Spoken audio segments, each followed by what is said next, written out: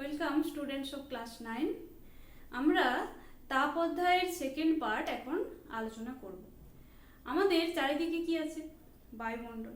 এই বায়ুমণ্ডলে আমরা জানি যে বিভিন্ন জলীয় বাষ্প বায়ুমণ্ডলের মধ্যে ঘুরে বেড়াচ্ছে। এবার এই বায়ুমণ্ডলের ওই যে জলীয় বাষ্পটাকে ধারণ করার একটা ক্ষমতা আছে। একটা নির্দিষ্ট লিমিট পর্যন্ত বায়ুমণ্ডল জলীয় বাষ্পটাকে ধারণ করতে পারে। এবার জলীয় বাষ্পের পরিমাণ বাড়তে বাড়তে দেখা যায় একটা নির্দিষ্ট পরিমাণ বাড়ার পর বায়ুমণ্ডল আর সেই জলীয় বাষ্পটাকে ধরে রাখতে পারে না। জলীয় বাষ্পের এই যে উপস্থিতি তার উপর নির্ভর করে বাষ্পকে দুভাগে ভাগ করা হয়েছে। একটা হচ্ছে সম্পৃক্ত বাষ্প। কোনো নির্দিষ্ট উষ্ণতায় নির্দিষ্ট আয়তন বায়ুর মধ্যে সর্বাধিক পরিমাণ জলীয় বাষ্প উপস্থিত থাকলে সেই বাষ্পকে সম্পৃক্ত বাষ্প বলে। অর্থাৎ কোনো জায়গায় বায়ুমণ্ডল যতটা জলীয় বাষ্প ধারণ করতে সক্ষম ততটা পরিমাণ যদি জলীয় বাষ্প ধারণ করে তখন সেই বাষ্পকে বলা হয় সম্পৃক্ত বাষ্প। এই সম্পৃক্ত বাষ্প চার্লস এবং বয়েলের সূত্র মেনে চলে না, শর্ট কোশ্চেন হিসাবে আসে। সম্পৃক্ত বাষ্প চার্লস ও বয়েলের সূত্র মেনে চলে না। এরপর আমরা আসছি অসম্পৃক্ত বাষ্প। এটা কি না, বায়ুমণ্ডল যতটা জলীয় বাষ্প সর্বাধিক ধারণ করতে পারে তার থেকে যদি কম পরিমাণ জলীয় বাষ্প বায়ুতে উপস্থিত থাকে তখন সেই বাষ্পকে বলা হয় অসম্পৃক্ত বাষ্প। তাহলে সংজ্ঞাটা কিভাবে দেব? কোনো নির্দিষ্ট উষ্ণতায় নির্দিষ্ট আয়তন বায়ুর মধ্যে সর্বাধিক পরিমাণ জলীয় বাষ্প ধারণ করতে পারে তার চেয়ে যদি কম থাকে তখন সেই বাষ্পকে বলা হয় অসম্পৃক্ত বাষ্প। আর এটাতে মনে রাখবে যে অসম্পৃক্ত বাষ্প চার্লস ও বয়েলের সূত্র মেনে চলে না। অসম্পৃক্ত বাষ্পের সংজ্ঞাটা বই থেকে মুখস্থ করে নেবে। এরপর আমরা আসছি আর্দ্রতা। আর্দ্রতা কি জিনিস না, বায়ুর মধ্যে কতটা পরিমাণ জলীয় বাষ্প আছে সেটাকে আর্দ্রতা দিয়ে আমরা প্রকাশ করি। দু ধরনের আর্দ্রতাকে দু ধরনের রাশি দিয়ে প্রকাশ করা হয়। একটি হচ্ছে পরম আর্দ্রতা।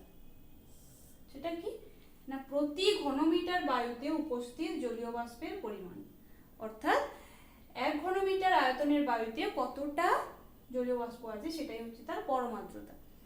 আর আপেক্ষিক আর্দ্রতা কাকে বলছি না, একটি নির্দিষ্ট তাপমাত্রায় নির্দিষ্ট আয়তনের বায়ুতে জলীয় বাষ্পের ভর ডিভাইডেড বাই ওই তাপমাত্রায় ওই আয়তনের বায়ুতে উপস্থিত জলীয় বাষ্পের ভর, সম্পৃক্ত জলীয় বাষ্পের ভর। তাহলে নিচে কি থাকবে না, সম্পৃক্ত জলীয় বাষ্পের ভর, আর ওপরে হচ্ছে উপস্থিত জলীয় বাষ্পের ভর। তাহলে সম্পৃক্ত জলীয় বাষ্পের ভরটা অবশ্যই বেশি হবে আর ওই মুহূর্তে উপস্থিত জলীয় বাষ্পের ভরটা কম হবে। বা সর্বাধিক কি হতে পারে, এটা সমান এটা হতে পারে, তখন এই টার্মটা হয়ে যাবে 1, তখন আপেক্ষিক আর্দ্রতা হয়ে যাবে 100%। এটাকে শতকরা হিসাবে প্রকাশ করা হয়, তাই 100 দিয়ে গুণ করা হয়েছে।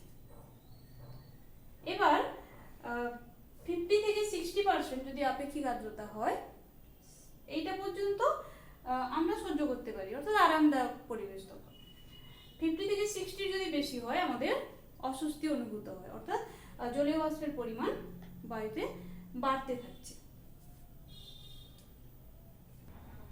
এখান থেকে পরীক্ষাতে প্রশ্ন আসে বেশি, যেটা সম্পৃক্ত বাষ্প কাকে বলে, আর সম্পৃক্ত বাষ্প চার্লস ও বয়েলের সূত্র মেনে চলে না, এই দুটো পার্ট। আর কি আছে, অসম্পৃক্ত বাষ্প কাকে বলে, আর এটি চার্লস ও বয়েলের সূত্র মেনে চলে। অর্থাৎ সম্পৃক্ত বাষ্প চার্লস বয়েলের সূত্র মেনে চলে না, অসম্পৃক্ত বাষ্প চার্লস ও বয়েলের সূত্র মেনে চলে। এই ধরনের প্রশ্নটা এখানে পরীক্ষাতে আসে। বায়ুমণ্ডলে সর্বদা কিছু পরিমাণ জলীয় বাষ্প উপস্থিত থাকে। এবার স্বাভাবিক অবস্থায় কি হয় না, এই জলীয় বাষ্পটা অসম্পৃক্ত থাকে, কিন্তু রাত্রিবেলা কি হয় না, ভূপৃষ্ঠ শীতল হয়। তখন কি হয় না, ভূপৃষ্ঠ সংলগ্ন যে বায়ুস্তর সেটাও পরপর শীতল হতে থাকে। তখন কি হয় না, বায়ুমণ্ডলের জলীয় বাষ্প ধারণ ক্ষমতাটা কমে যায় এবং একসময় কি হয় না, বায়ুমণ্ডল ওই জলীয় বাষ্প দ্বারা সম্পৃক্ত হয়ে পড়ে।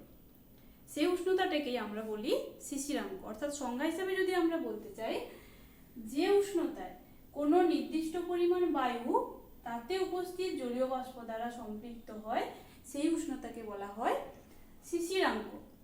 সংজ্ঞা পরীক্ষাতে আসে। এই ধারণা থেকে আমরা দুটো জিনিসের ব্যাখ্যা দেব। প্রথম হচ্ছে শিশির। শিশির আমরা সবাই দেখেছি, শরৎকালে এবং শীতকালে ঘাসের ডগায়, গাছের পাতায় দেখা যায় ছোট্ট ছোট্ট শিশির বিন্দু। সেটি কিভাবে সৃষ্টি হয়? দেখো, শীতকাল ও শরৎকালে ভূপৃষ্ঠ শীতল থাকে, অনেক ঠান্ডা থাকে। বায়ুমণ্ডল শীতল বায়ুর জলীয় বাষ্প ধারণ ক্ষমতা কমে যায়। অর্থাৎ শীতকালে ও শরৎকালে ভূপৃষ্ঠ শীতল থাকে এবং ভূপৃষ্ঠ সংলগ্ন বায়ুমণ্ডলও শীতল হয়ে যায়। শীতল হলে আমরা কি বলেছি না, বায়ুর জলীয় বাষ্প ধারণ ক্ষমতাটা কমে যায় এবং বায়ুটা সম্পৃক্ত হয়ে যায়। অর্থাৎ তাড়াতাড়ি বায়ুমণ্ডলটা শিশিরাঙ্কের তাপমাত্রায় পৌঁছে যায়। শিশিরাঙ্কে পৌঁছে গেলে আমরা কি জানি, তখন বায়ুমণ্ডল জলীয় বাষ্প দ্বারা সম্পৃক্ত হয়ে পড়ে। এবার তখন কি হয় না, ওই জলীয় বাষ্পটা ঘনীভূত হয়ে কি হয় না, ঘাসের আগায়, গাছের পাতায় জমা হয়। এটাকেই আমরা বলছি শিশির। কুয়াশা। কুয়াশাও আমরা সবাই দেখেছি, শীতকালে আমরা কুয়াশা দেখতে পাই। এক্ষেত্রে কি হয় না, একটা নির্দিষ্ট অঞ্চল, মানে অনেকটা অঞ্চল জুড়ে বায়ুমণ্ডল একসাথে শীতল হয়ে যায়। তখন কি হয় না, সেই বায়ু তার হচ্ছে জলীয় বাষ্প ধারণ ক্ষমতা কমে যাওয়ার জন্য সেটি তাড়াতাড়ি শিশিরাঙ্কের নিচে নেমে যায় এবং জলীয় বাষ্পটা ঘনীভূত হয়ে তখন কি হয় না, বাতাসে যে ভাসমান ধূলিকণাগুলো আছে সেগুলোকে আশ্রয় করে ভাসতে থাকে। বাতাসে ভাসমান যে ধূলিকণা সেগুলোকে আশ্রয় করে ভাসতে থাকে, ওইটাকে আমরা বলছি কুয়াশা। শিশির হচ্ছে ঘাসের উপরে বা পাতার উপরে দেখা যায়, আর কুয়াশাটা দেখা যায় পুরো ধূলিকণাকে আশ্রয় করে ভাসতে থাকে। এবার শহরাঞ্চলে কি হয় না, খুব ধোঁয়া থাকে এবং ধূলিকণার পরিমাণ বেশি থাকে, সেই জন্য সেখানে আমরা যেটা দেখি ধোঁয়াশা, সেটাকে আমরা বলি ধোঁয়াশা। অর্থাৎ কুয়াশার সঙ্গে ধোঁয়া মিশে যে অবস্থাটা সৃষ্টি হয় সেটা হচ্ছে ধোঁয়াশা। এখান থেকে প্রশ্ন কি কি আসে, শিশিরাঙ্ক কাকে বলে, শিশির কি, কুয়াশা কি বা ধোঁয়াশা কি? এটা খুব ইম্পর্টেন্ট একটি টপিক, জলের ব্যতিক্রান্ত প্রসারণ। আমরা কি জানি, তরল পদার্থের যদি আমরা উষ্ণতা বৃদ্ধি করি কি হবে, আয়তন বাড়বে এবং উষ্ণতা হ্রাস করলে আয়তন কমবে, যেটা আমরা চার্লসের সূত্রে পড়েছি। দেখো, ভি প্রপোর্শনাল টু টি, অর্থাৎ তাপমাত্রা বাড়লে উষ্ণতা বাড়বে, তাপমাত্রা বাড়লে আয়তন বাড়বে এবং তাপমাত্রা কমলে আয়তন কমবে। কিন্তু জলের ক্ষেত্রে এর কিছু ব্যতিক্রম দেখা যায়, সেটাই হচ্ছে জলের ব্যতিক্রান্ত প্রসারণ। সেটা কি জিনিস? আচ্ছা, আমরা কি বললাম, তাপমাত্রা কমবে তখন আয়তন কমার কথা, কিন্তু জলের ক্ষেত্রে দেখো আমরা দেখাচ্ছি যে 4 ডিগ্রি থেকে 0 ডিগ্রি সেন্টিগ্রেড উষ্ণতা, 4 থেকে কমিয়ে কমিয়ে কমিয়ে কমিয়ে 0 পর্যন্ত আনছি, তখন কি ঘটনা ঘটে, উষ্ণতা হ্রাস করছি, তাহলে আয়তন হ্রাস পাওয়ার কথা, কিন্তু দেখা যাচ্ছে আয়তন হ্রাস না পেয়ে বৃদ্ধি পাচ্ছে। এটাই হচ্ছে জলের ব্যতিক্রান্ত প্রসারণ।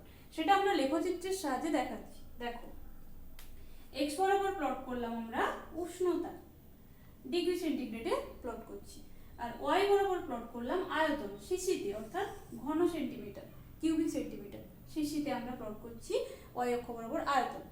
দেখো কি হচ্ছে, 4 থেকে কমাচ্ছি উষ্ণতা, এখানে কি দেখতে পাচ্ছি, আয়তন বাড়ছে। অর্থাৎ 4 থেকে 0 ডিগ্রি পর্যন্ত, এটা 0, 1, 2, 3 এভাবে 4 থেকে কমিয়ে কমিয়ে 0 করছি, কি দেখতে পাচ্ছি না, আয়তন কমে যাওয়ার বদলে বাড়ছে। আবার এদিকে দেখো, এদিকে তার নরমাল যেমন হয়, 4 থেকে আবার বাড়াচ্ছি, আয়তন বাড়ছে, এটাতে কোনো অসুবিধা নেই, এটা স্বাভাবিক। কিন্তু 4 থেকে 0-তে উষ্ণতা কমাচ্ছি, আয়তন বাড়ছে, এটাই হচ্ছে ব্যতিক্রান্ত প্রসারণ। এটা লেখচিত্র পরীক্ষাতে আসে।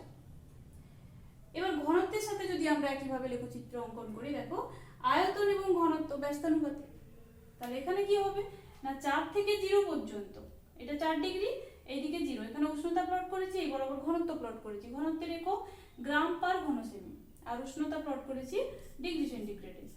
তাহলে এখানে কি দেখতে পাচ্ছি, দেখো প্রথমে ঘনত্ব বাড়ছে, তারপরে কমছে, অর্থাৎ 4 থেকে 0 ঘনত্ব কমছে, 4 থেকে যখন তাপমাত্রা বাড়াচ্ছি আবার ঘনত্ব কমছে, অর্থাৎ 4 ডিগ্রি সেন্টিগ্রেড উষ্ণতায় জলের ঘনত্ব দেখো আমরা সর্বাধিক দেখতে পাচ্ছি। এই যে এই কার্ভের পিক পয়েন্ট এইটা, 4 ডিগ্রি সেন্টিগ্রেড উষ্ণতায় জলের ঘনত্ব সর্বাধিক এবং তার মান কত সিজিএসে 1 গ্রাম পার ঘন সেমি।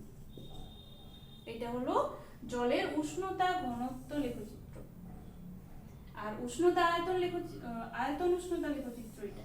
এখানে কি দেখতে পাচ্ছি দেখো, 4 ডিগ্রি সেন্টিগ্রেড উষ্ণতায় জলের আয়তন সবচেয়ে কম, আর এখান থেকে দেখতে পাচ্ছি 4 ডিগ্রি সেন্টিগ্রেড উষ্ণতায় জলের ঘনত্ব সবচেয়ে বেশি।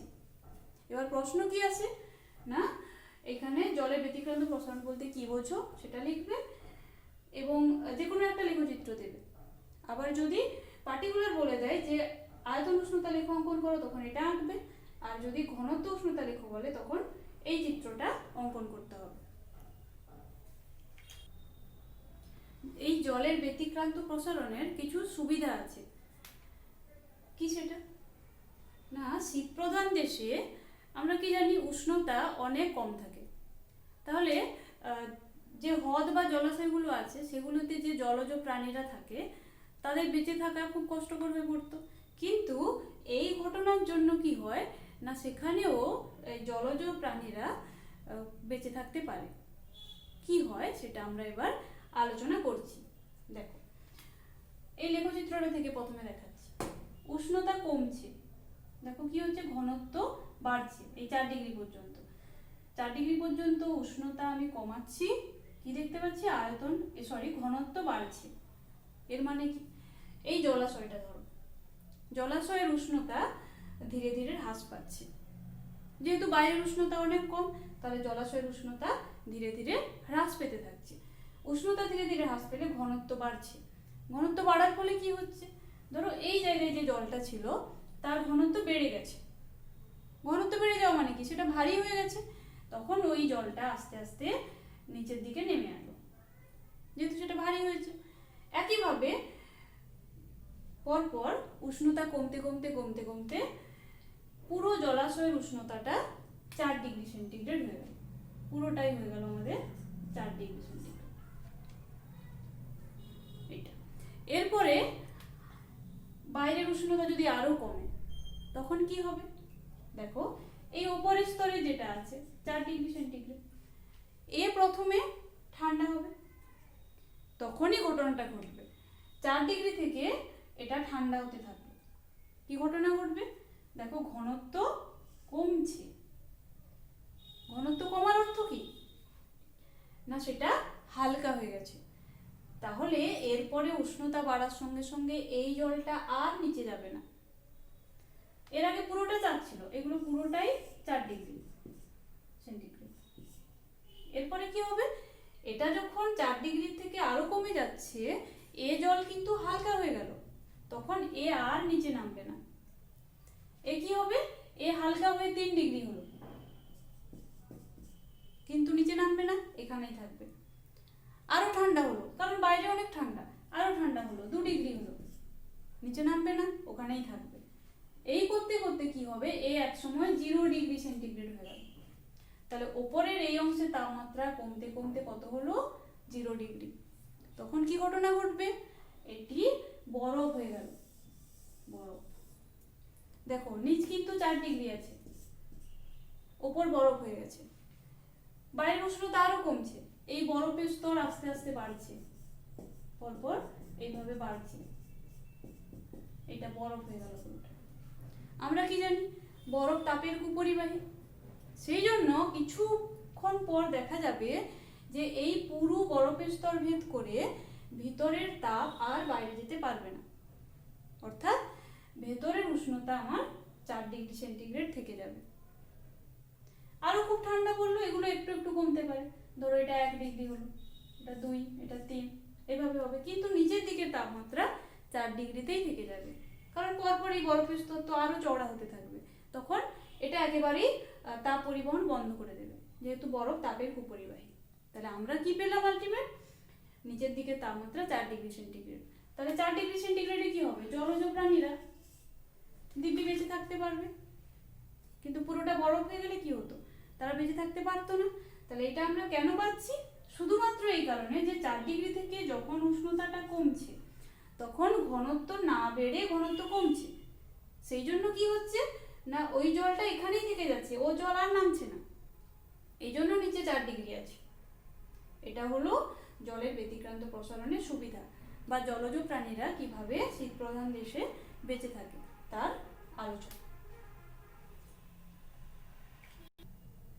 তাপ অধ্যায়টি ভালোভাবে স্টাডি করবে, এখান থেকে সমস্ত প্রশ্নগুলো যা যা আলোচনা হলো এগুলো রেডি করবে। দেখা হচ্ছে পরবর্তী ভিডিওতে।